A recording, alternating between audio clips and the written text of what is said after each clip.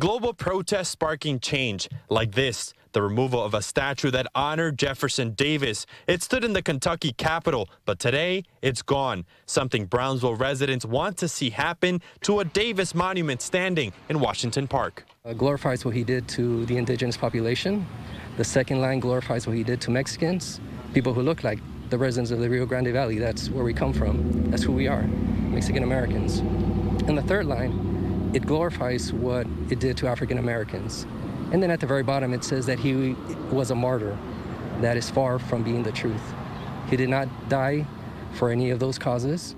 Antonio Castillo created a petition back in 2015 to remove the Davis monument from this park. It was brought up in city discussions, but 5 years later, it still stands. Get it out of here now. I mean, they could have this thing down in 5 minutes.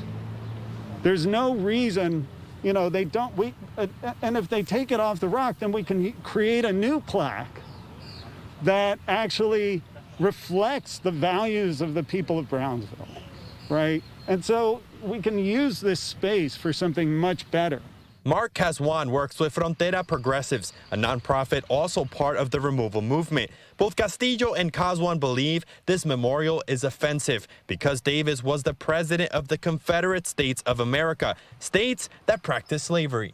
The fate of this monument is now up to city commissioners. One option is to donate it to a local museum. The other is to return it to the United Daughters of the Confederacy, who gave it to the city in 1926. We're willing to take it, and we still are. It's just we don't know who would actually gift that to us.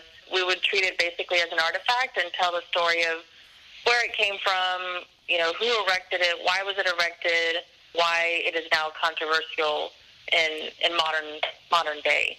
Tara Putnag is the executive director for the Brownsville Historical Association, a place city officials say might take in the monument.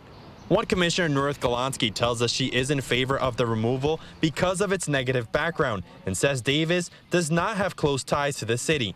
We also reached out to Mayor Trey Mendez, who says, in part, the individual it is meant to honor stood for ideals and principles that are most definitely not what we want to portray. Although we cannot rewrite history, we can choose what and what is not on city property.